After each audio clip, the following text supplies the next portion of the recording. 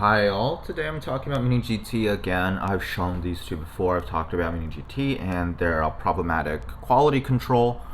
I guess in retrospect these problems are not as bad as I thought, but still, like when I'm paying premium prices, I want to have like at least no serious, immediately noticeable defects. And for instance, you can see on this NSX, the molding line on the back spoiler, the front splitter, the base, you can see it's still kind of the base of the car, which includes the front splitter, is pushing pushing this way to the right, camera right.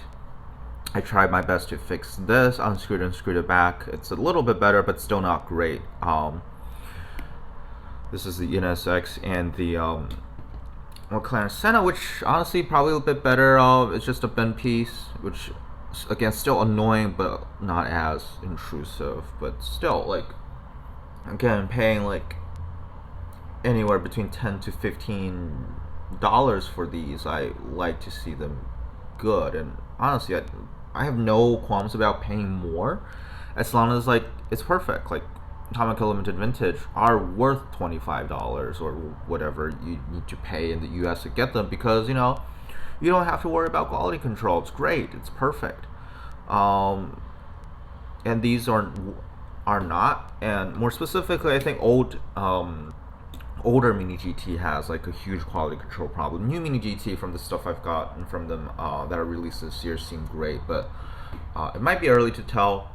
So I got a couple more, specifically these two models, because I do love the new NSX GT3 and the new NSX in general. I do love the McLaren Senna, and I still want to have and in Mini GT's credit, like I don't think I haven't seen any other brand that does it as good as they do, at least details wise. And I just wanted to have something with no quality control issues, so I bought a couple more.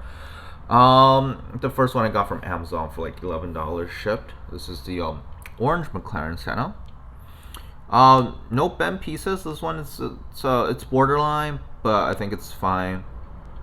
But it's not perfect either. You can see the paint, the like the metallic gray. You can see the transition between the gray and the orange is not good. It's not great. I mean, it's not like a huge problem either, but you can see, but it's fine for the most part. I am very happy with this purchase.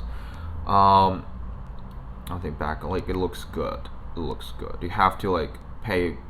Honestly, I mean, you can still easily see the missing paint, the missing gray paint from like this angle, even if you're not paying like close attention. But it doesn't ruin the whole car. I feel like it's still annoying. Don't get me wrong, but it's not model ruining bad. But what is model ruining bad is this GT3, and because like I do look at my Mini GT models, especially this is why I like the American packaging, because it was like Mini GT, it's like I want to know what I'm getting, and if it's just like a box and nothing else, it's hard to tell, right? And when you open the box, and it's fine for like Atomic Limited Vintage, because again, Atomic in general, because it's not going to be a problem. But here I look at it, and you can see immediately see there is no rear view mirror on the other side. It's like lightings and shadows, and of course the plastic piece in between is going to make it very hard to tell, and I do apologize, but you can clearly see like there is this red tiny piece of rear view mirror poking out, and there obviously isn't this piece poking out. That's BS, and that's obviously, in my opinion, a model ruining defect. Because everything else, I do see a couple of paint rashes on here. It might be paint rash. Actually, it might just be like dust or something that can be easily removed. I'm not sure. But yeah, this is definitely unacceptable. I don't like doing this to like eBay sellers, because like obviously this is not their fault. It's not their fault that Mini GT has just the worst, had the worst quality control.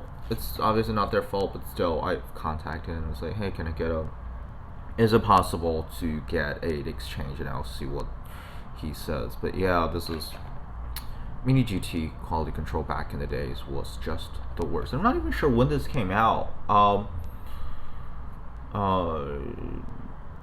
Yeah, this model specific. It's the 2018 model that raced in the 24 hours of Spa. So at least the earliest it can be is 2018, probably, maybe 2019. So like 2020 stuff I've got seem pretty good, but yeah, their older stuff is just the worst. I mean, detail wise, it's great. It rolls great. Like every single one of my Mini GT cars roll perfectly. It's like one of the best rollers, but I'm not getting these for rolling. I'm not sending them down tracks. I'm trying to collect them and display them, which, you know, pretty much requires great quality control. Well, that's the extent of my rant. Thank you for watching, and goodbye.